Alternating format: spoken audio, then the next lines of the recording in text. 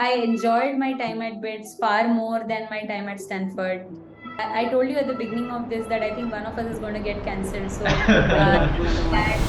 in this podcast, we have someone extremely special to us. She's someone who's graduated from BITS Pilani. She's worked at amazing places like Mckinsey, and she worked as a director of growth in Tata 1MG. And after that, she went on to do her MBA from Stanford.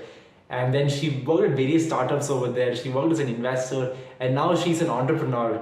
She is the founder of Schmooze, which is a meme-based dating app. Meme-based dating app, what is that? That's what we'll get to know today. Next up in the love machines is the actual new app Schmooze, which will show you memes to evaluate what kind of humor you like. At that point, you'll receive a hashtag matchrec with someone whose humor allegedly matches yours. The theory here being that if you share a sense of humor, you're more likely to find someone sexually attractive. It's an amazing journey that Vidya shared with us, and it's going to be an extremely fun podcast. We're going to learn about her life in bits, and it's something that every college student can inculcate in their life, especially when you hear someone who's extremely successful talking. You just opens up a lot of windows in your head, and then there's going to be something which is going to be a lot of fun. You can learn a lot of things, and make sure to subscribe as well. Make sure to not go anywhere, and make sure to watch the entire podcast as well. The podcast is going to be broken down into two pieces. The first one is going to be about her education and her professional life. And the second one is going to be about Schmooze, how you can get into dating and how you can actually improve your dating life by using the meme-based dating app Schmooze. And make sure to watch it at the very end, and I'll see you guys. Bye-bye. Yeah, so let's talk about you. See, you've been to BITS and BITS Pilani, and you're from Chennai, I think. Where are you from? Where are you originally from? so I'm originally Tamilian, but I can't even say born and raised. Born in Kerala, raised in Bombay. You were yesterday, yeah. Yeah, so there are so many things. I'll just list whatever I remember. Yeah. But I loved my time at BITS. I told you at the beginning of this that I think one of us is going to get cancelled. So I think I enjoyed my time at BITS far more than my time at Stanford. Yes. It's so much better. I know, yeah. And I think I grew a lot. In fact, like 80% of our team here is from BITS Pilani. Damn. We had a Wow. BITSian Day photo yesterday. We were like, even the non-BITSians, like, you can all come because I mean, if 80% is BITSians, like, let us all come and take the photo. Yeah, so, yeah. like, honorary BITS degrees being conferred yesterday. Yeah. In fact, my Saidi from college also works for us. Through and through BITS team. What did I learn? So I definitely made friends for life in college. Yeah. True. I'm sure many of us would say the same. Yeah. Personally, I took away, like, I focused my time at BITS in learning things that I didn't know. Like, I used to do a lot of elocutions before coming to college. So I consciously made the effort to not participate in these while I was in college. Like, I wanted to learn things that I didn't know then. So I started reading a lot, started writing, and had won a bunch of like state level and national essay writing competitions. Wow. So I like that a lot because I didn't write before. Okay. And like similar small things. I loved economics a lot. So second year of college, I picked up economics. I remember like I was in all the economics elective classes. Some of my batchmates, I guess, hated me because I'm not going into details of why, but I loved economics a lot. Did a lot of research work also while I was on campus. Amongst other things, we also started a company. It was called Let's Sing. Let's Sing was one of the first companies to get first student company to get a contract from MTV to work with them. So did a bunch of different things, but I think the underlying theme was skills, right? Like, of course, we were in college, startups was not about like, oh, everyone is raising $1 million funding. Startups was about, if you really wanted to do it, you would do. Otherwise, no one really cared. So yeah, that's what time at BITS was about. It was about friends, definitely friends for life. I think for me, at least for the first time, I was seeing so many smart people around me. Got it. Yeah. where I also learned mentally where I was in the pecking order, Yeah. and as well, like what did you have to do differently, like the batchmates, seniors that I looked up to, so many things to learn from every single person. But I think one of my beliefs got underscored, which is the importance of hard work. I think you asked me at the beginning of before we started recording that, oh, you guys are working on Saturday, but I think one of the things that I realized was anyone who did well on campus, and well is of course subjective, but well by whatever they defined they wanted to do well in, right? They worked really, really hard towards it. Yeah, got it. Yeah. And I told about like seeing so many smart people around me for the first time, but some folks were like massively talented, who probably did not have to work as hard as many others, but fundamentally folks who consistently achieved success in whatever they wanted. Did work hard, and I think that just underscored that belief that it was actually a myth that if you're really talented, really smart, whatever is that definition, like I mean, if I was talking about a Sachin Tendulkar, I wouldn't say he's really smart, right? I would say he's really talented. Talent, So exactly. whatever it is, but in order to be top of your field, the importance of hard work could not be like replaced. I agree. I mean, I think it's important to work hard. At the same time, you need to like find niches that you're good at, so that you can create the name for yourself and do well for yourself. Yeah. Absolutely. So how I think you worked for a few years and then you went to Stanford as well. I mean, so what was the life in Stanford like? Was it way more hectic than compared to BITS? Like, what did you exactly do in Stanford? And how is I don't it? even. Yeah. I think I don't know. I think if I look back at since I was in seventh standard to today, like I've not found any difference in how hectic life has been. It has all been only is what I feel, and more complaints, but like just generally. You started off in 8th standard. You started your own book club in society. No, I didn't mean like, I mean, it didn't always have to be about starting something, but I just meant it also. How do I put it? So, I mean, I'm a huge, huge cricket fan. Okay. Cricket undoubtedly been my first love. Okay. I used to play a lot of cricket. Your question was Stanford, was it more hectic? I just feel I have been making life only hectic personally for myself that I just don't remember. I can't. It's hard for me to compare. It's hard for me to compare. Okay, makes sense. So I think it's never changed. I mean, like 7th standard, I wanted to become Virat Kohli, but then today I am entrepreneur. Okay, but it I makes wish sense. I could have given you a more controversial answer. Like yes, Stanford was not at all hectic. BITS is the place, but.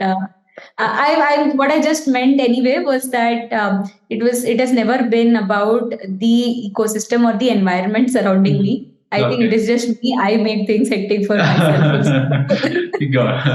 Yeah. I think this is thing in Tamil like கண்ணுல மண்ணை தூவி போட்டுக்கிறோம் sort of stuff like that. I mean, sort of, Yeah, exactly. yeah. But then, yeah, I think it's important to find challenges and then make sure that, I mean, you only find growth in your life only when you take challenges voluntarily and you pursue them, right? I think you've done a great job in that. Makes sense. And when you were in Stanford, how did you go about building the app? I mean, did you find people to build the app for you, or did you code yourself? Like, how did you go about building the initial founding team? Yeah, so interesting question. Everyone at Stanford wants to build their own thing. Everyone. Yeah, everyone. Yes. So while I was at Stanford, I did find a few very nice folks in undergrad who wanted to build this with me. I did get started with a couple of them, but at the same time, I also remember hiring interns from BITS. Okay. In Pilani. We just floated like a form, said that, hey, I don't have money, it's an unpaid intern. If we all want to build something together, you'll learn something new and we'll do this.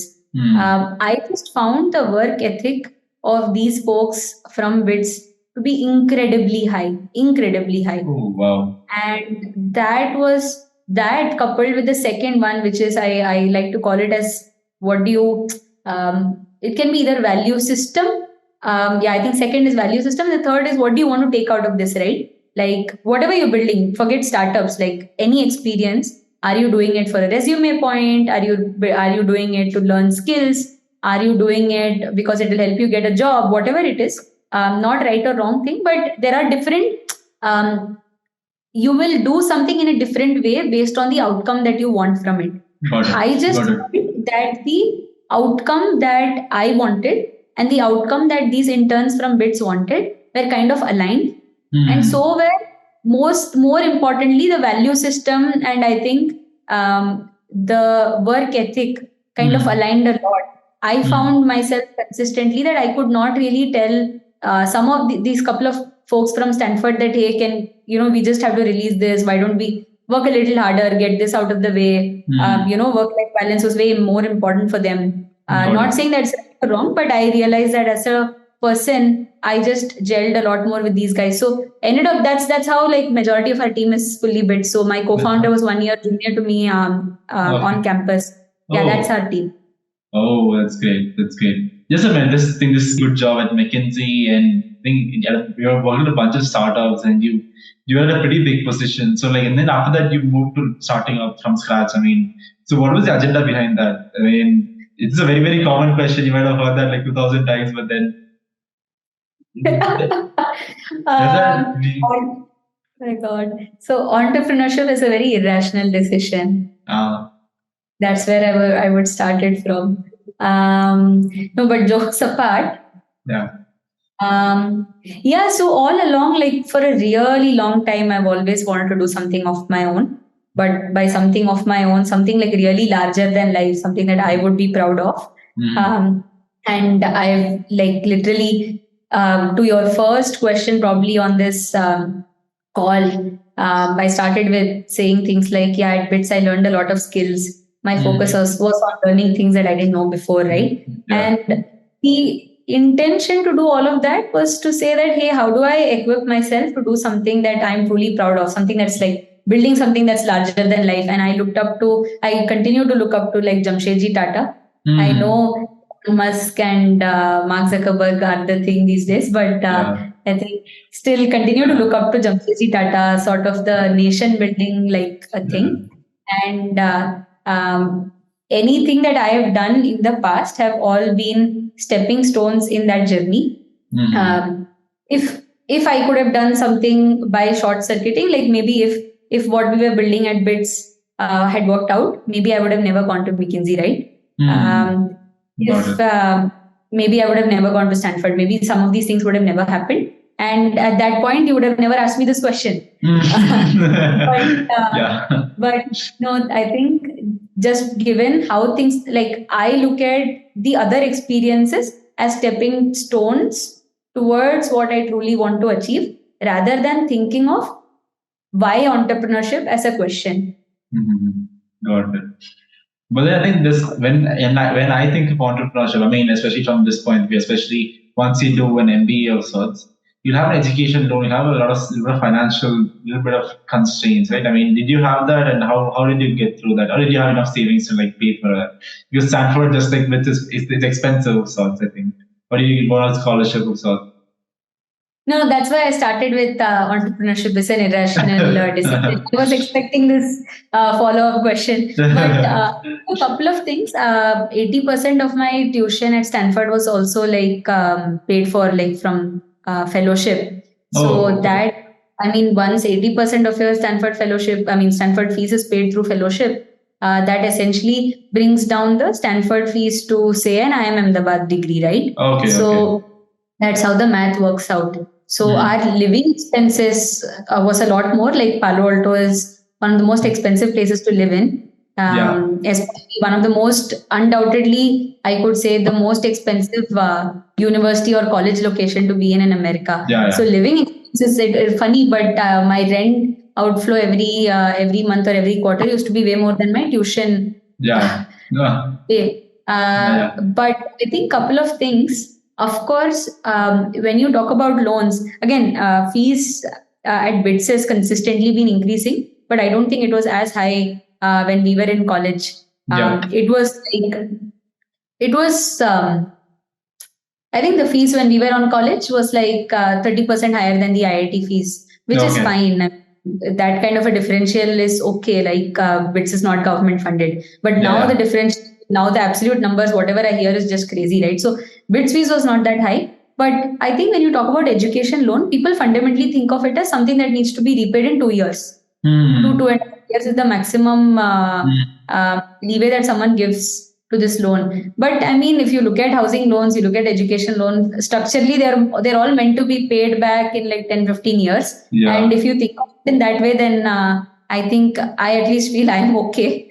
10-15 repayment does not hurt me. Of course, 2-year repayment, I could have never done a startup. I think I had to like really take a high paying job. So that's one.